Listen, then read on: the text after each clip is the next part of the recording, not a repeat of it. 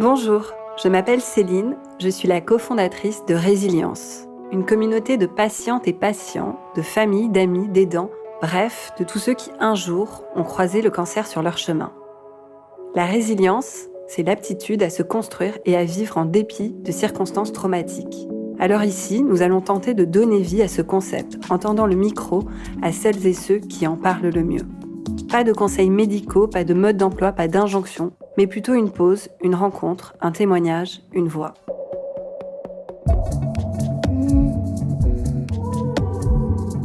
Aujourd'hui, je vous invite à écouter Emmanuel. Emmanuel a 57 ans, il est père de 3 enfants et travaille dans un grand groupe français. Il y a 7 ans, Emmanuel apprend qu'il a un cancer du sein. Il ne savait même pas que les hommes, eux aussi, pouvaient en être touchés. La nouvelle est fracassante. S'ouvre alors ce qu'il appelle l'acte 1. Malgré tout, il décide de continuer à travailler. Pendant 1 an, il jongle entre boulot, sa vie de famille et son combat contre la maladie. Enfin, il est en rémission. Emmanuel est un cas extrême, et ce à de nombreux égards. Un homme atteint du cancer du sein, un patient qui continue de travailler, et malheureusement une rechute après 5 ans de rémission. L'an dernier, la maladie est revenue, et ce pour de bon. Commence alors une autre lutte, très différente de la première qu'il a vécue.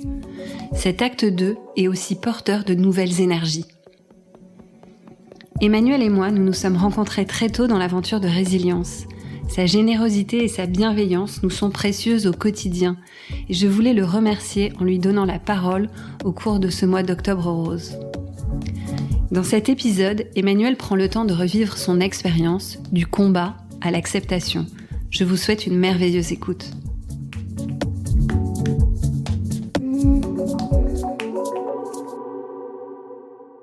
Je suis Emmanuel, j'ai 57 ans, je suis marié et je suis le père de 3 filles extraordinaires.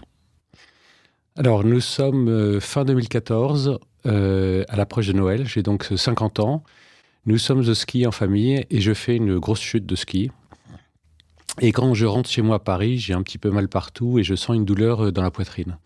Je vais chez le médecin en me disant que j'ai sans doute effectivement peut-être un peu mal à une côte. Je me doute de rien. J'ai même pas pris le temps de me regarder dans la glace. Les hommes font pas trop ça d'habitude. Et je pense que le médecin a une intuition très précise tout de suite. Il me demande de faire une échographie mammaire en toute urgence. Alors, échographie mammaire, quand on est un homme, ça parle pas beaucoup. Donc, j'y vais encore sans me poser de questions. Et puis, là aussi, le radiologue m'explique à demi-mot qu'il y a peut-être quelque chose de sérieux, qu'il faut que j'aille voir un médecin sans tarder. Il ne m'explique pas le compte-rendu dans lequel je verrai par contre quelque chose de très très clair, une lésion évolutive ACR5, et quand on a appris après coup à décrypter ce que ça veut dire, c'est qu'il y a une certitude, voire une quasi-certitude de cancer. Alors une fois qu'on a mis les mots sur cette maladie, on est orienté dans un parcours et on se laisse guider. Donc après l'échographie, c'est une biopsie qui va confirmer le diagnostic. Mais là, ma réaction, étonnamment, c'est pas de réaction. C'est-à-dire que j'y crois pas. Je me dis, s'il y a un truc, on va me l'enlever et puis c'est tout. Alors, je débute un parcours finalement très très classique. Donc, il y a la biopsie, il y a le résultat qu'on me chuchote à l'oreille. Je me souviens que ma femme m'avait accompagné. J'ai l'impression que le médecin m'a chuchoté le diagnostic pour pas que ma femme entende. J'ai pas trop compris pourquoi. On me propose de faire une chirurgie en urgence. Et moi, je suis tout à fait dans ma logique boulot. À l'époque, je voyage beaucoup. J'ai un voyage prévu en Chine et je me dis, oui, mais c'est impossible que je me déplace pas. Et donc, je me suis dit, voilà, une chirurgie, on m'enlève une petite boule qui gêne et puis voilà. Et vraiment, le parcours commence pour moi avec la chimiothérapie. Et là, c'est quelque chose, effectivement, c'est là que je comprends. C'est là que je comprends que le cancer, c'est pas une maladie comme les autres. Et c'est là que je vois la chimio comme évidemment le traitement qui va me guérir, mais aussi le poison qui va me tuer peut-être. Et en tout cas, je vis mal cette cette expérience d'être changé de l'intérieur avec ce fluide qui me brûle, qui sent, qui traverse le cerveau. C'est quelque chose, c'est une sensation très physique avant d'être une sensation émotionnelle. Et là, je me dis que je suis embarqué dans un sacré truc.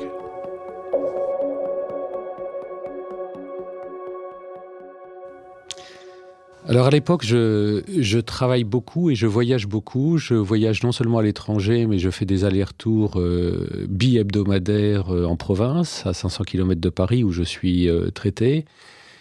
Et en fait, je me lance tête baissée dans le travail, comme un refuge, sans doute, pour effectivement garder la tête hors de l'eau. Et donc, je vois le travail comme une bouée et je ne le vois pas encore comme quelque chose qui va quand même me coûter beaucoup d'énergie, parce que je ressortirai de ce marathon quand même assez épuisé. Mais là aussi, c'est un réflexe, c'est ni du courage, ni une stratégie. Ça a été effectivement mon humeur du moment, j'allais dire, ma réaction du moment. Alors j'ai partagé, voilà, je me suis senti le devoir de partager à ma hiérarchie, à mes collègues, ce qui m'arrivait. Et au début, il y a beaucoup de compassion en disant « Ah, mon pauvre, effectivement, c'est pas marrant ». Et puis, 5 minutes après, les gens sont passés à autre chose, et ce qui est normal. Et donc, ils nous voient comme quelqu'un de tout à fait valide. Et c'est effectivement compliqué de se dire « Ah, bah là, j'ai un petit moment de faiblesse. Là, et effectivement, je vais devoir m'absenter pour faire, je sais pas, un bain de bouche, etc. » Cette conjugaison du travail et du traitement, je l'ai fait là aussi sans trop y réfléchir. Je me suis dit que si je mettais un pied à terre ou un genou à terre, je ne me relèverais pas. Donc, il fallait que j'en fasse le maximum. Donc, je me souviens effectivement de la radiothérapie qui a suivi la chimiothérapie. C'était en été. Je traversais Paris pour être le premier patient traité à 7h moins le quart, pour prendre un avion, pour aller effectivement en province. J'en revenais à 11h minuit et je recommençais le lendemain. Et c'était d'ailleurs pas forcément compris de la part de mes collègues, mais je dois dire aussi que j'avais commencé ce nouveau travail assez récemment et j'en développais quand même un sentiment de culpabilité en disant, d'une part, je suis nouveau, je dois apprendre, et puis en plus, si je suis malade, je vais vraiment être vu comme un boulet. Donc ça a été effectivement une réaction sans doute, après coup évidemment, sans doute exagérée.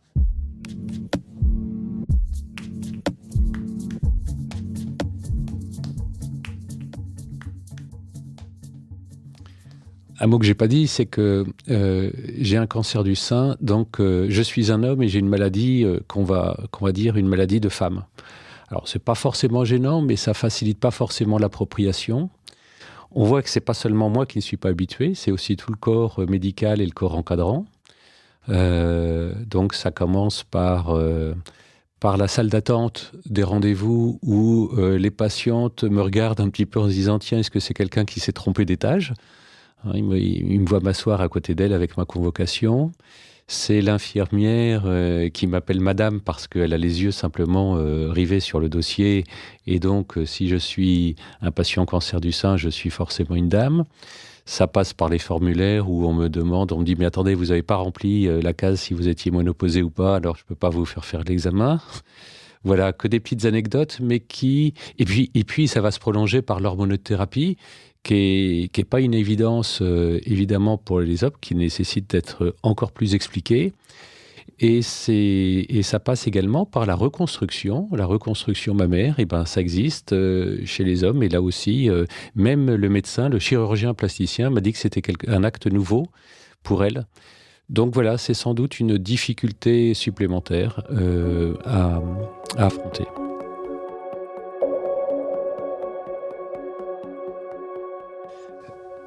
Chirurgie, chimiothérapie, radiothérapie, et puis c'est la fin, effectivement, de ce marathon. Et je me dis, voilà, tout est derrière moi. Je vais avoir quelques années d'hormonothérapie, mais pour moi, c'est un médicament de plus. J'ai oublié de vous dire qu'effectivement, entre-temps, en 2017, j'avais fait un infarctus, qui est certainement, ou en tout cas très probablement lié effectivement à la toxicité de la chimio que j'avais fait. Et là encore, les médecins me disent « Mais comment vous n'avez pas été suivi par un cardiologue » Je dis « Écoutez, non, excusez-moi de ne pas avoir anticipé ça, j'ai juste fait ce qu'il fallait, enfin, ce qu'on me demandait de faire. » Mais donc voilà, 2015, pour moi, tout est derrière moi. Et j'en viens presque à oublier en fait ce qui m'est arrivé, même si le retour au travail est difficile. Parce qu'on a quand même à s'excuser d'être malade. Euh, mais bon, les choses reprennent un petit peu le dessus et j'entame cette période très floue qu'on appelle période de rémission, sans que je sache exactement ce que ça veut dire, mais ça, je le saurai après.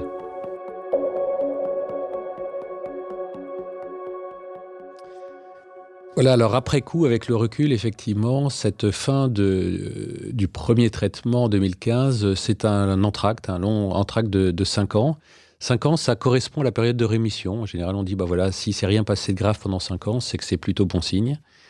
Et 5 ans pendant lesquels, effectivement, je me contente de prendre de l'hormonothérapie classique, au sujet de laquelle on me dit, bah écoutez, ça marche avec les femmes, donc on n'a pas d'études pour les hommes, mais prenez-en... on n'a pas grand-chose de plus à vous dire. Je n'ai pas à l'époque d'effets secondaires, donc pour moi, c'est une simple routine. Jusqu'à l'arrivée, effectivement, d'une autre mauvaise nouvelle qui va montrer effectivement que ce n'était pas la fin de la pièce, mais la fin simplement de l'entracte, et que cette durée de rémission était finalement très virtuelle.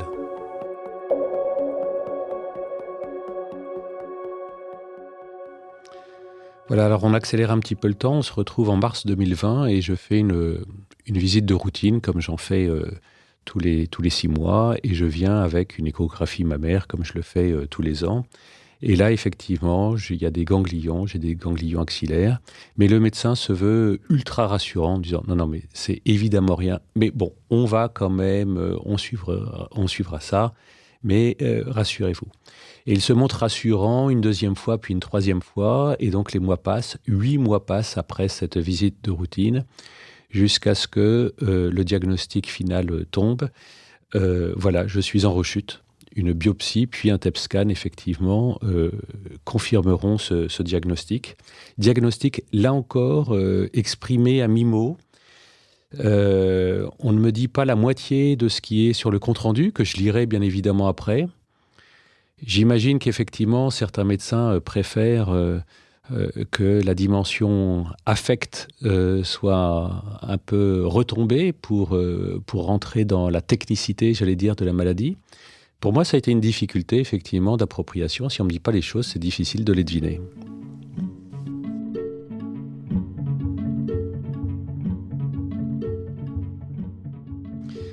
Et alors, cet acte 2, ce deuxième épisode, je le ressens totalement différent de la première fois. Autant la première fois, effectivement, j'étais dans un mode guerrier, en disant « j'y vais, coûte que coûte, quoi qu'il en coûte ».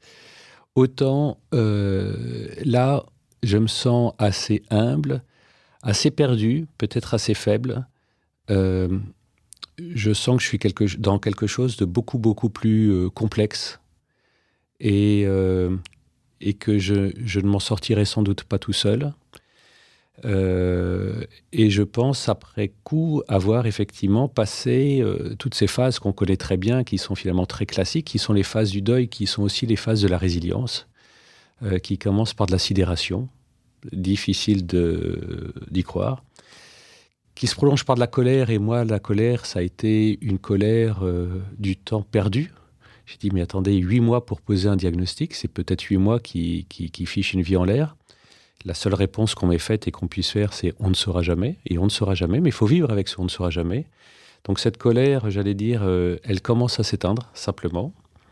Et puis, il y a une négo en disant « mais attendez, c'est pas vraiment, qu'est-ce que vous m'expliquez là ? Je comprends pas, dites-moi, allez-y, c'est pour me guérir, c'est pour... vous êtes pas clair, vous êtes médecin, merde ». Voilà.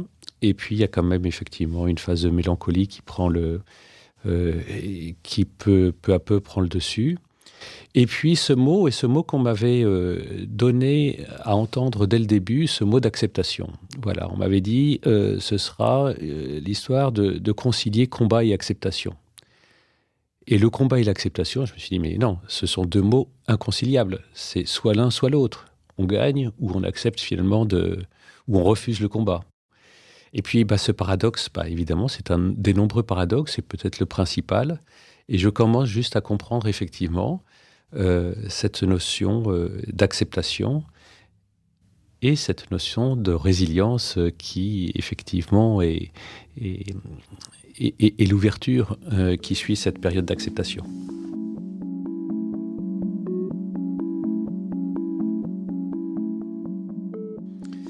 Voilà, alors en ce qui concerne le parcours de soins, il est également très différent du parcours de soins du premier acte, j'allais dire. La première fois, effectivement, on nous annonce un protocole et on le suit, et c'est un protocole quasiment unique. La deuxième fois, certains nous encouragent, d'autres nous découragent de solliciter un second avis. C'est finalement ce que j'ai fait. Je le redoutais, ce second avis, parce que j'avais peur qu'on me dise quelque chose de différent. Et je me disais, mais voilà, si on me dit de tourner à gauche et puis l'autre de tourner à droite, je fais quoi ? Je me suis trouvé dans ce piège que j'avais moi-même redouté. Il m'a fallu un temps et finalement un troisième avis pour réconcilier ces visions, pour comprendre en fait qu'il n'y avait pas de diagnostic bon et mauvais, mais qu'il y avait effectivement une stratégie à déployer sur le long terme. C'est là que j'ai appris les notions de protocole de première ligne, puis de deuxième ligne, puis de troisième ligne. Je l'ai d'autant plus appris que j'ai été en échec thérapeutique au début de mon traitement sur cette première ligne.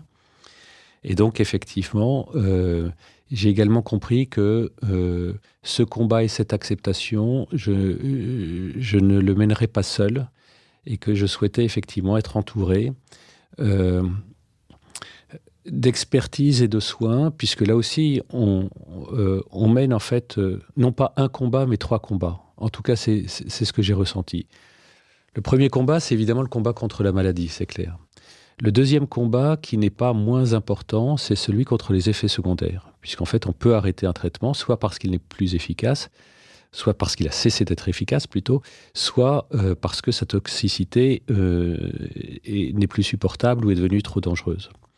Et pour mener effectivement ce combat contre les effets secondaires, on a besoin d'être accompagné. En tout cas, j'ai eu besoin d'être accompagné. Et puis le troisième combat, j'y reviendrai, c'est le combat émotionnel, des émotions, parce que, évidemment, la vision de la vie n'est plus tout à fait la même. Et donc, pour en venir sur cet accompagnement médical, l'acupuncture, l'hypnose, des consultations d'oncopsychiatrie également, sont autant de supports que j'avais balayés d'un geste lors de mon cancer primaire, parce que j'avais l'impression que c'était plutôt des choses effectivement de femmes, parce qu'il y avait aussi le choix des perruques, le maquillage à l'hôpital, etc. Donc je ne me sentais pas tout à fait concerné. Là, j'ai eu une approche beaucoup plus ouverte, beaucoup plus d'accueil, et je me suis dit qu'effectivement, ces accompagnements allaient m'aider sur un temps que je savais maintenant long, non seulement long, mais même infini. Le médecin qui me suit m'ayant dit « Monsieur, vous êtes parti pour un Tour de France qui ne finira jamais ». Et c'est une image que j'ai besoin de me redire chaque jour pour me l'approprier, pour la comprendre. Voilà.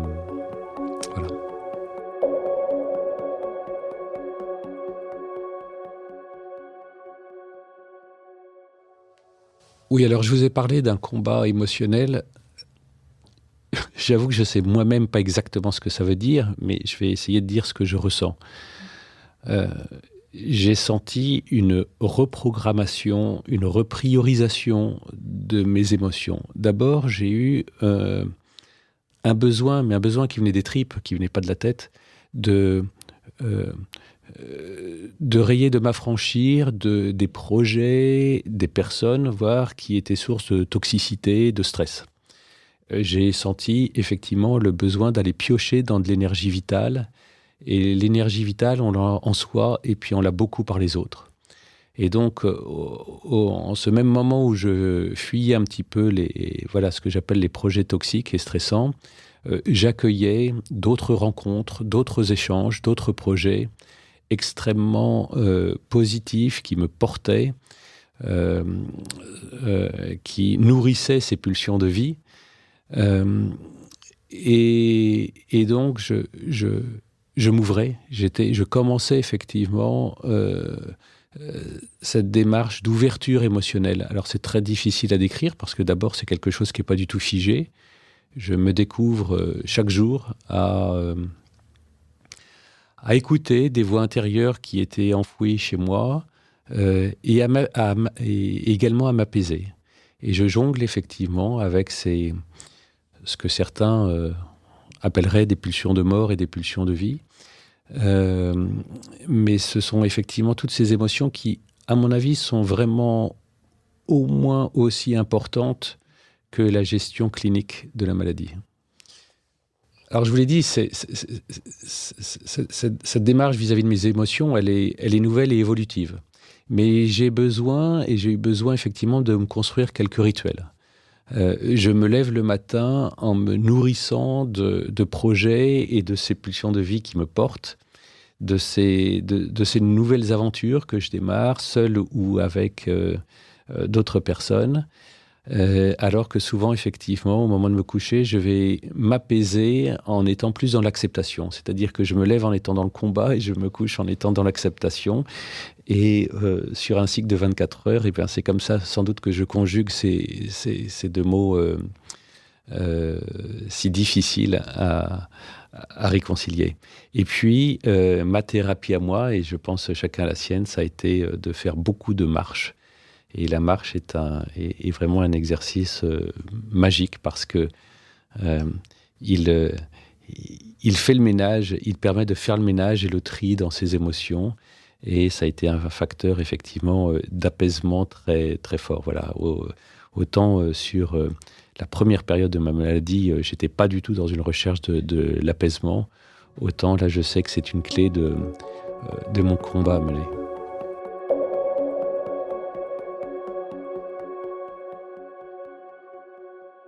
Je sais que mon témoignage n'est pas le seul à aller dans ce sens, et c'est évidemment un immense paradoxe et une surprise pour soi-même d'abord. C'est que dans ces expériences qui sont franchement très complexes, on ne va pas se le cacher, il y a toujours beaucoup de bien. Il y a des chemins nouveaux qui se créent, des rencontres. On rentre en résonance avec certaines personnes, parce qu'on a peut-être cassé les filtres, parce qu'il y a ce besoin de l'essentiel qui nous unit avec certaines personnes, avec certains projets. Et ça, c'est assez magnifique. Et c'est également assez apaisant. Donc, c'est pas simplement une surprise, c'est un remède. Et c'est quelque chose que je veux accueillir et auquel je veux dire merci.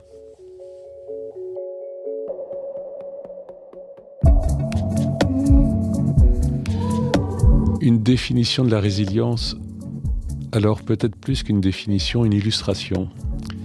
Une illustration que j'emprunterai à Leonard Cohen, qui est un chanteur et également un écrivain canadien, qui dit cette phrase toute simple: « Dans toute chose, il y a une faille, et c'est par là que passe la lumière. »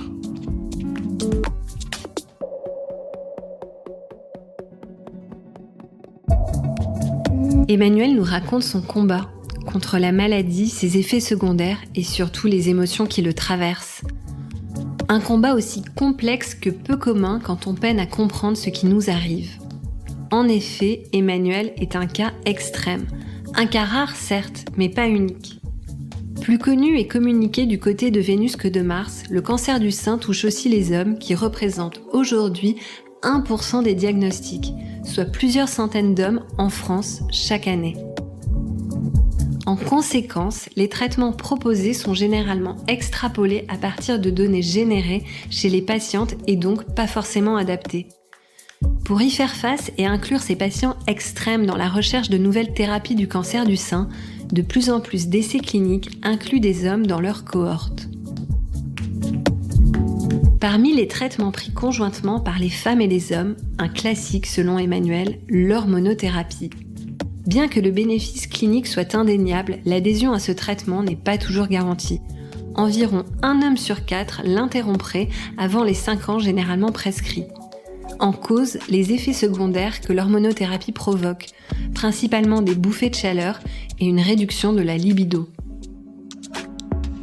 Selon la docteure Barbara Pistilli, chef du comité de pathologie mammaire de Gustave Roussy, il est important de proposer un accompagnement spécifique à ces patients, notamment psychologiques. Ils font face à des problèmes qui, dans la conscience collective, sont ceux des femmes. Ainsi, ils se sentent très souvent seuls. Pour bien faire, cet isolement et les difficultés d'acceptation doivent être prises en compte dès le diagnostic.